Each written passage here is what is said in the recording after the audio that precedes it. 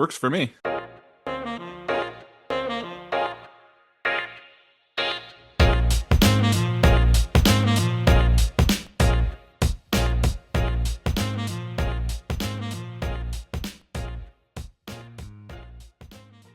Hello, Matt. Hi, John. Thanks for having me. You're busy right now with the new album. Yeah, lots going on. I'm doing lots of promo for the album. I think there'll be an article in the Centertown Buzz coming out later this week, and doing this show as well. So yeah, no, lots to do, and as always, I'm also working on my own podcast. So there's lots of balls in the air always for me. Well, maybe we should start by uh, just talking about you as a Hmm. musician. You Sure. mentioned that you are a hard folk singer-songwriter, and that your songs are not easy. Right. It's definitely not easy, both in subject and in listening. Yeah, it's just I call it hard folk because um, from a subject matter standpoint, from my songwriting, the lyrics they cover just subjects such as depression and gender fluidity, and I have protest songs, and so it's not like you're not going to find a 100% happy song on my album. And also just from a songwriting, like from a music background, I want to just embrace and show respect to the folk traditions as well. Like I really love listening to old time Appalachian music and bluegrass and just singer-songwriter folk. So I want to give kind of a nod to all those folk traditions in my music as well. So it's hard folk just because of the subject matter, but also because of the music that's behind it as well. Now, you mentioned briefly the that you have a podcast, Yeah. and you also have a folk music series at Art House. That's right. The podcast is the Hard Folk Podcast. And that started originally actually to sort of help to promo my series at the Art House Cafe, which is called Friday Night Folk. CKCU is uh, partnering with that and helping to promote that as well. So we do that every 2 months. I started that in September of 2025, I guess. We're in 26 now, right? It's hard to keep track. Yeah. So started that in September. We've done every other month, so November, January, March, May, and the next one coming up in July. So folks are listening. I'll give them a little scoop as to who will be playing. Mhm. The people who will be playing, I'm just going to open my calendar, make sure I'm getting the names correct here. The people who were playing on the July 10th edition of Friday Night Folk are is going to be Graven and Elizabeth Royal. So you've heard it here first. That's who's playing July 10th, the July 10th edition of CKC Presents Friday Night Folk. And because of my relationship with CKCU, it kind of was just a natural kind of just pivot for them to also sponsor my album release show on Mhm. June the 20th. So it's all worked out pretty nicely for me so far. Let's talk about your album. It's called Vacated Shapes. Yeah, The yeah. title, it's curious. Well, the title is a line from one of the songs, "Bi and Binary."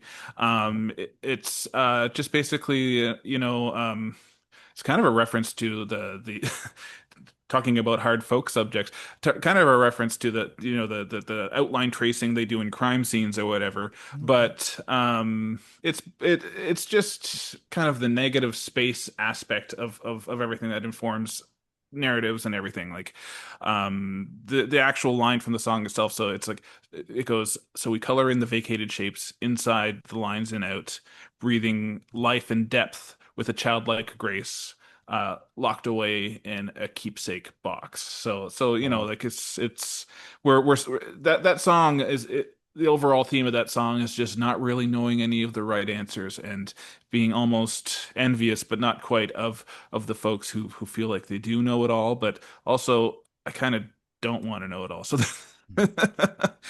it's riding a fine line on bi and binary. If you have difficult subjects, difficult themes, is that more difficult to write? Or No, it's kind of what comes out of me. If you were to come and meet me on the street, or just to come to an open stage, or even come see me at a show, when I'm not singing my songs, I'm not that serious of a person.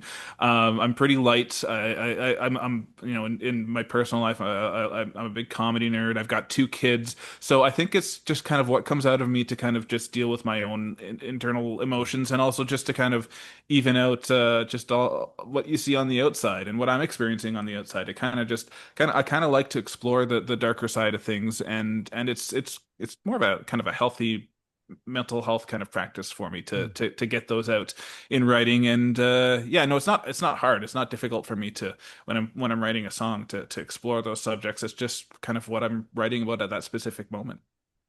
So it's almost like an outlet, a release for you. Yeah, and a lot of times, like I almost sometimes I don't know what I'm writing about until the song is done, or I'm halfway through the song. It's like, oh, that's what direction I'm going. Like I kind of let my subconscious kind of lead the direction of the way the song is going, and then I use my actual just like songwriting and my practical songwriting skills to polish and mold. Like I'm letting my subconscious guide it, but I'm also, kind of leading the direction a little bit as much as I can.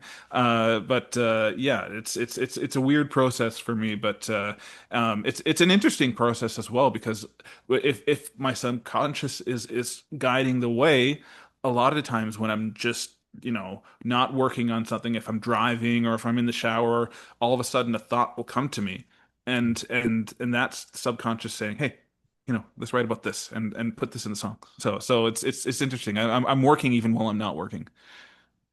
Yeah, and that's the interesting part of the whole creative process is that you sort of have an end goal in mind, but you don't know how you're going to get there, and you don't really know that it's going to end up like that at all.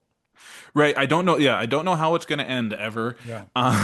But yeah, I luckily even over the past couple of years, I've really honed my own like self-critical my critical uh kind of ear to know what's good and what's bad and what might work and what might not, or what needs to be fixed. Like I'm doing a lot more in the past couple of years with my songwriting. I'm doing a lot more rewrites than I used to. Like if I'm not happy with a song, um then like I might just start it over from a completely different point of view or a different angle on the song.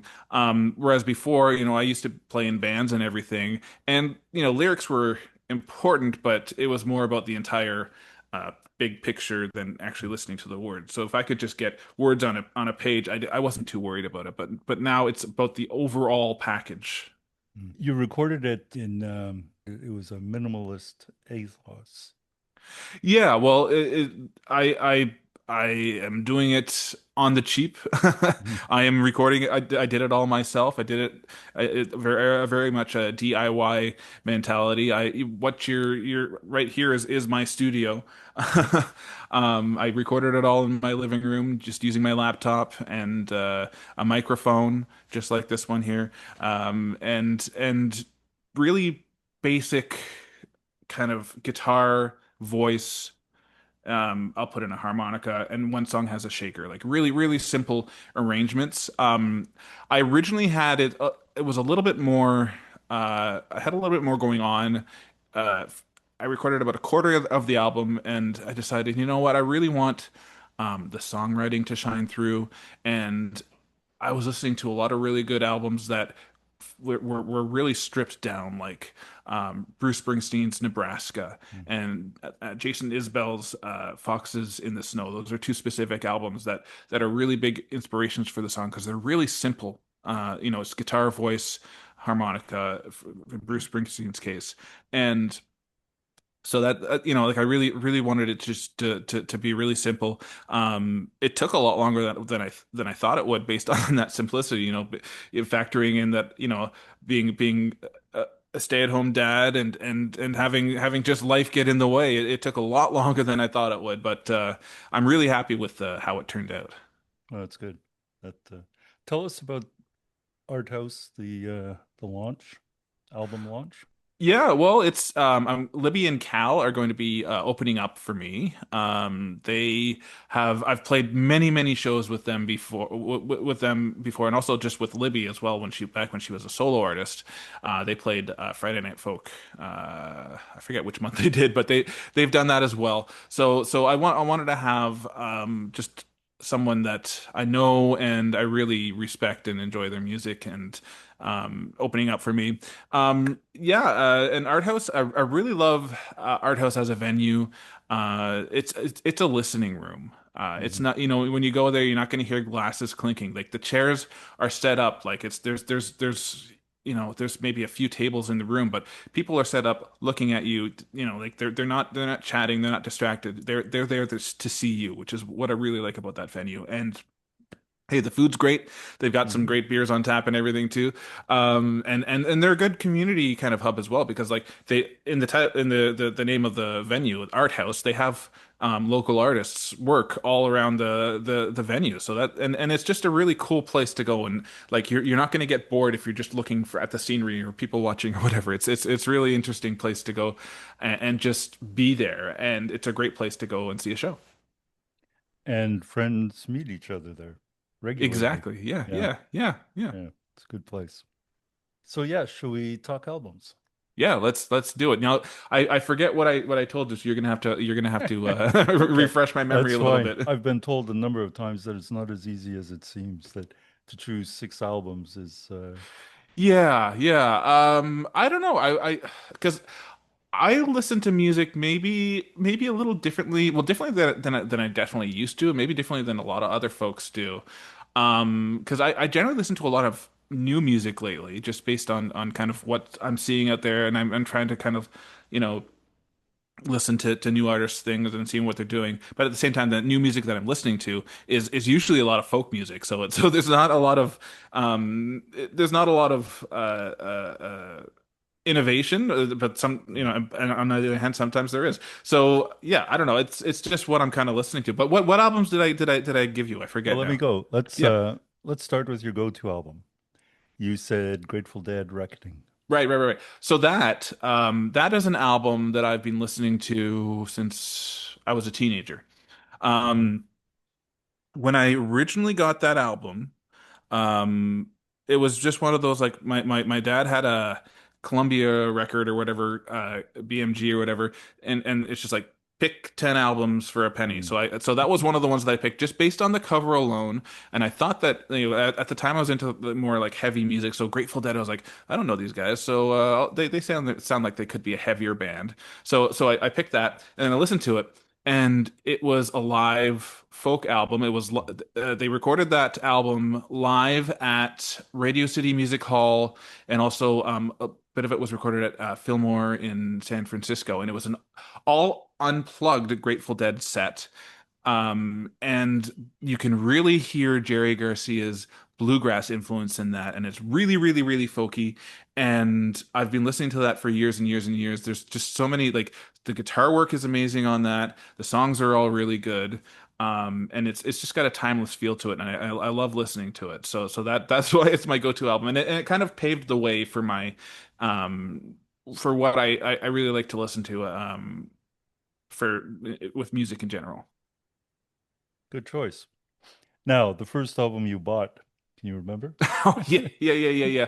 So what did I say? Hootie and the Blowfish and the Friends Friends soundtrack. soundtrack, yeah. Yeah, so I was like 16 years old and I just had my first CD player. And if you're from Ottawa in 1996, the place to go for CDs was CD Warehouse. Yep. So that's where I went and that's what was popular at the time and that's what I got. But yeah, I wouldn't. Those did not, on the opposite end of Grateful Dead Reckoning, those did not stand the test of time for me.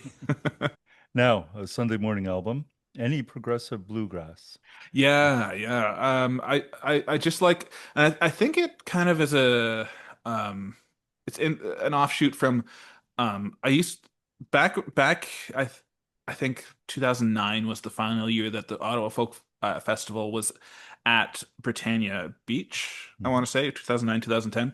But I used to go there every summer and just hearing folk music and bluegrass specifically in the morning outdoors really kind of is it puts me in my happy place. So I just like to listen to and also just a little bit I used to listen to Canadian Spaces a lot on Saturday morning. So just being in that folk music mode in the morning on a weekend, specifically bluegrass, just is a nice relaxing time. And it's with kids, it's a lot harder to find those little windows where I can listen to the albums, but yeah, that it's kind of influenced just by morning outdoors, seeing all the artists and hearing all the artists sound check and get started and yeah, it's kind of evokes that image in my mind. And I wasn't familiar with the term progressive bluegrass. Well, yeah, it's um there's a lot more jamming in it and there's a heavy jazz influence in it as well. Okay. So like it all started, well not it didn't all start, but like one of the big bands to kind of push that genre forward was I think Newgrass Revival in the 70s. So you had like Bella Fleck and people like that as a part of that, I think if I'm correct about that.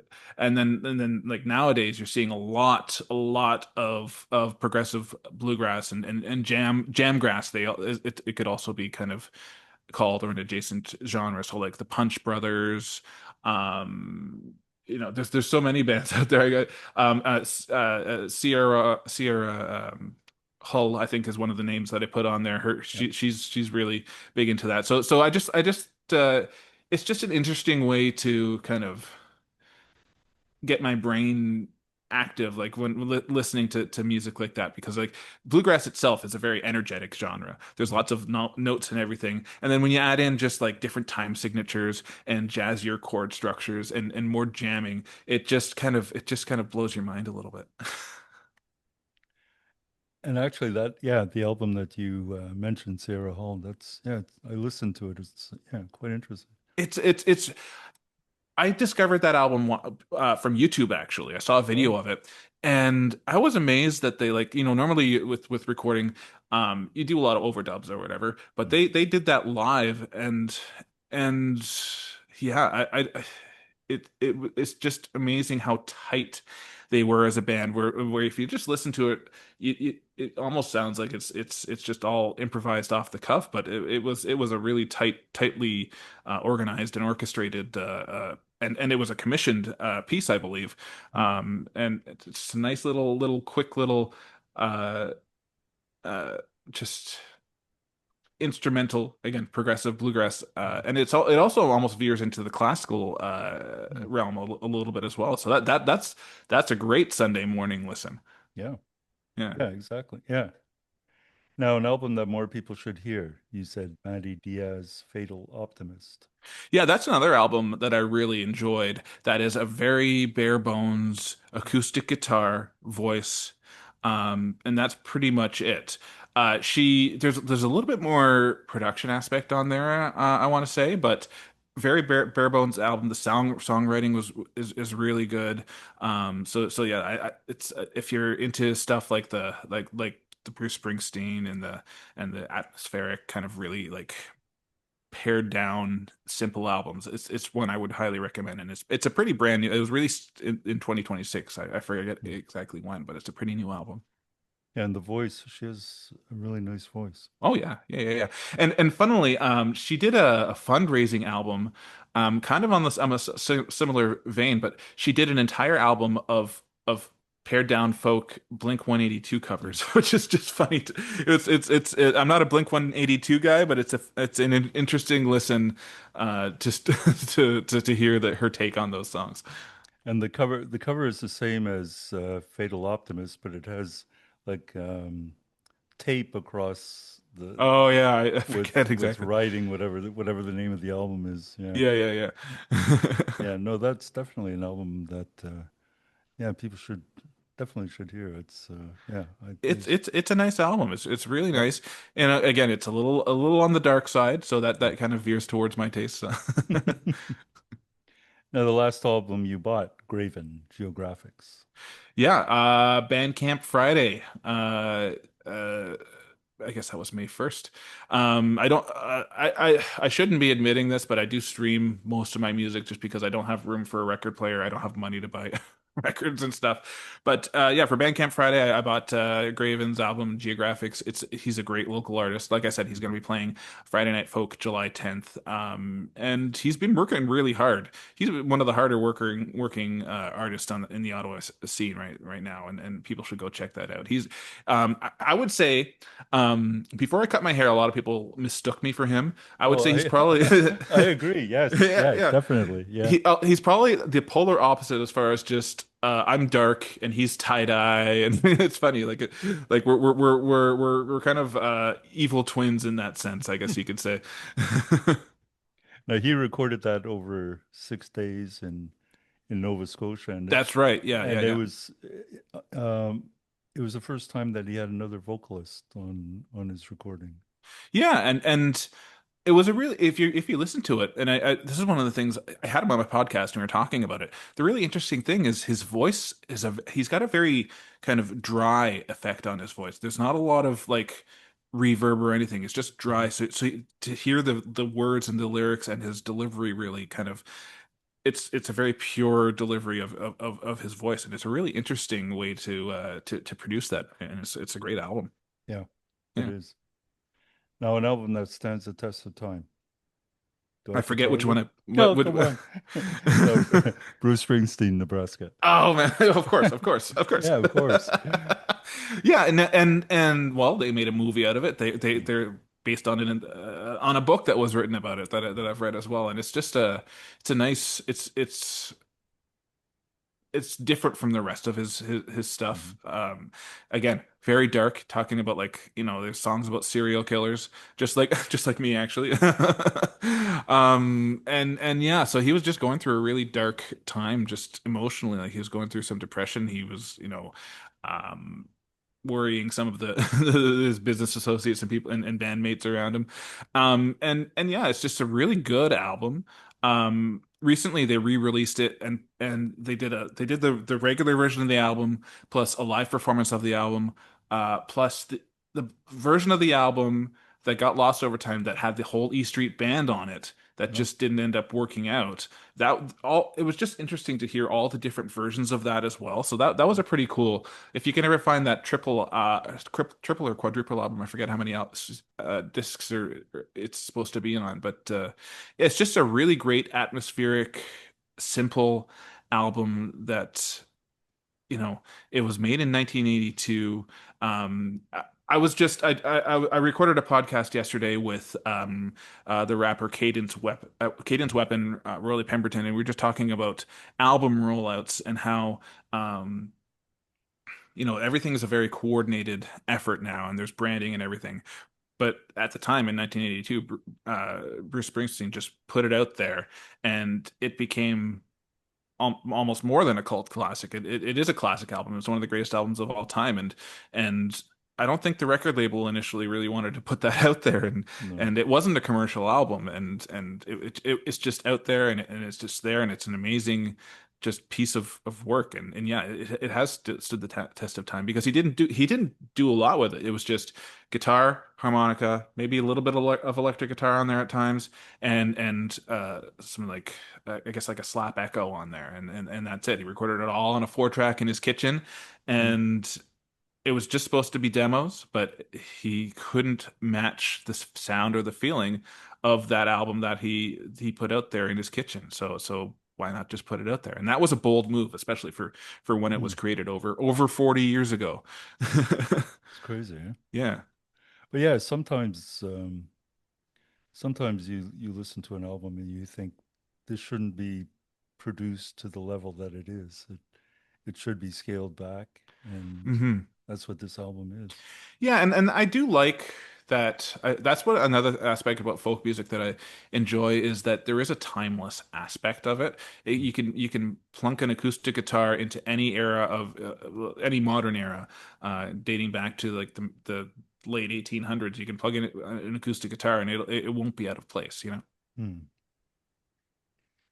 What's happening in the future for you? You have the launch of the album and the album itself, promoting it.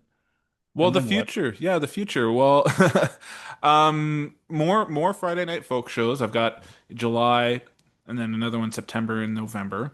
Um, I guess, well, for the immediate future, the summer is my kids will be home with me, so there's not going to be a lot of songwriting being accomplished in the summertime. And I've kind of grown to accept that. Because they're with me all the time. So I kind of take a little bit of a creative break. Maybe it's good for my brain. I don't know. And then after that, once the school year starts again, I think I'm just gonna start working on another new album. I still have to. I don't think I have enough songs yet accumulated for a new album. So songwriting. You know, I've taken a little bit of a break from songwriting to do all this album promotion stuff. It's taking up a lot of time. But when my kids are in school, after I've done all the housework that needs to get done, I sit down and I do 10 minutes of just free writing, and then I try to write at least something every day. And so yeah, just write more and start working on the next solo album and always, always looking to play new shows and record podcasts with new and interesting guests. So yeah, I guess I should be planning things out a little bit better than I do, but I kind of like the idea of just kind of rolling with everything and just kind of uh, playing, just being easygoing with Hmm. everything. So Good. yeah. Again, thank you. Thank you for doing this. I've enjoyed talking with you. Yeah, it was great. Thanks for having me. Thank you. See you soon. All right. Good.